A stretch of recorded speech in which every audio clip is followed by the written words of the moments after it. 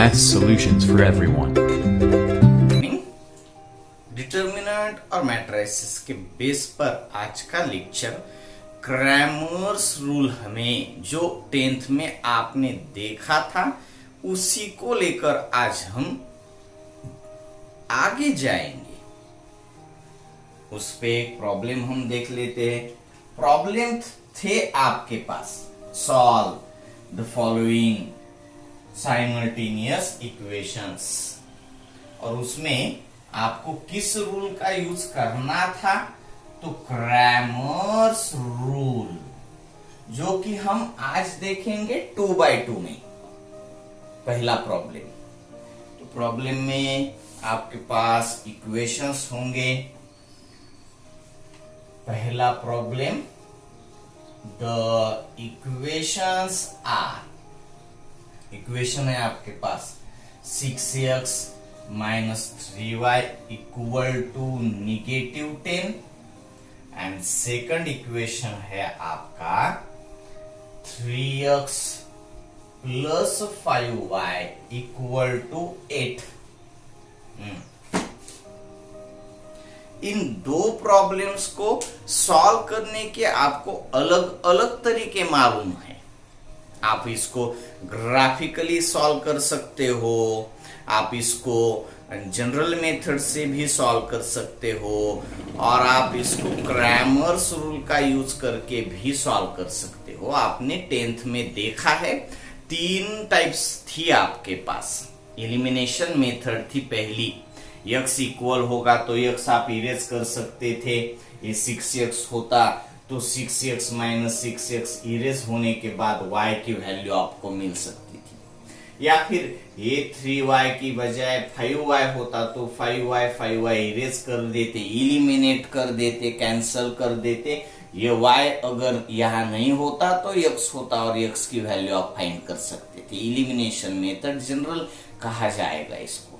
ये एक मेथड थी, ग्राफिकल मेथड एक थी, और क्रैमर्स रूल था एक। क्रैमर्स मेथड में भी आप सॉल्व कर सकते हो। तो हमें आज डिटर्मिनेंट फाइंड करने के साथ ही क्रैमर्स रूल का यूज करके इस इक्वेशंस को हम सॉल्व कर देंगे। चलो, आपको अच्छे से समझ लेना होगा। तो आप एक पहली स्टेप थी आपकी डिटर्मिनेंट ऑफ x, यानी x टर्म का डिटर्मिनेंट आपको फाइंड करना था। जब आप x का फाइंड करते थे तो x के बजाय आप कांस्टेंट यूज किया करते थे।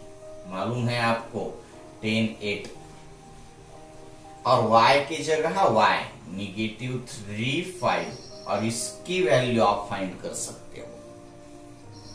दूसरा आपको फाइंड करना होता था डिटर्मिनेंट ऑफ y, तो y की जगह आप कांस्टेंट यूज करेंगे, यानी x की जगह होगा आपका 6, 3, और y की जगह होगा -10, 8, और आप इसका भी डिटर्मिनेंट फाइंड कर सकते हो। आपको आता है ये, इसीलिए मैं आपको बता रहा हूं, मुझे बताने की जरूरत नहीं। पहला क्रॉस मल्टीप्लीकेशन होगा आपका -50, माइनस सेकंड होगा -24, तो ये होगा -50 प्लस 24, और इसका कैलकुलेशन आपको मालूम है क्या है, -26। इसका भी कर सकते हो आप, 48 माइनस ऑफ -30, हाँ 6 8 48, माइनस ऑफ -30, माइनस प्लस बन जाएगा, और इसका कैलकुलेशन आएगा 78। और अब आपको जिस टाइप में आपने x का डिटर्मिनेंट फाइंड कर लिया, y का कर लिया, उसी टाइप में आपको कांस्टेंट का भी डिटर्मिनेंट फाइंड करना होगा। तो उसके लिए आप कांस्टेंट नहीं यूज करेंगे। x 6, 3 और y -3, 5, और पहला क्रॉस मल्टीप्लीकेशन होगा आपका 30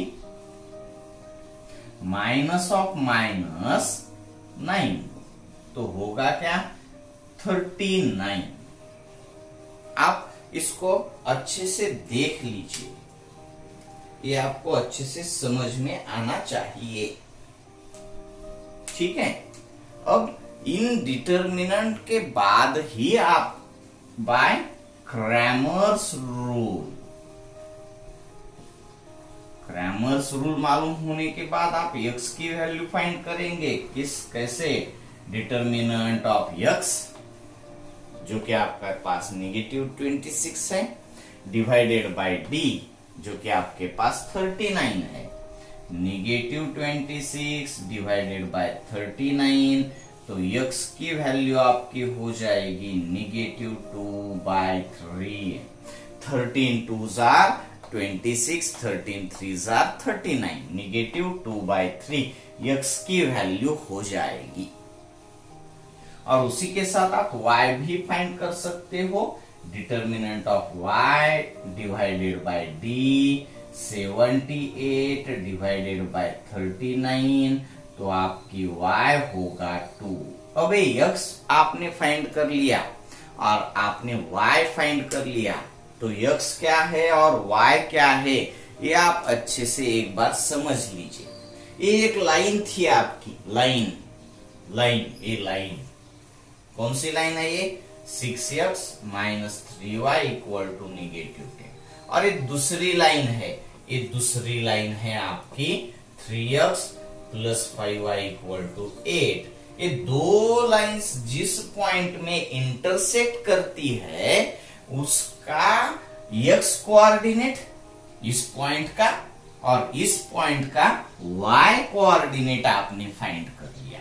इसका x कोऑर्डिनेट है -2/3 और y कोऑर्डिनेट है 2। इस पॉइंट का ये दो लाइंस है और ये दो लाइंस जिस पॉइंट में इंटरसेक्ट करती है उसका इंटरसेक्शन पॉइंट जो है उन्हीं के कोऑर्डिनेट्स आपने यहां पर फाइंड कर लिए हैं, x और y कोऑर्डिनेट। ये तो हो गया 2/2 में।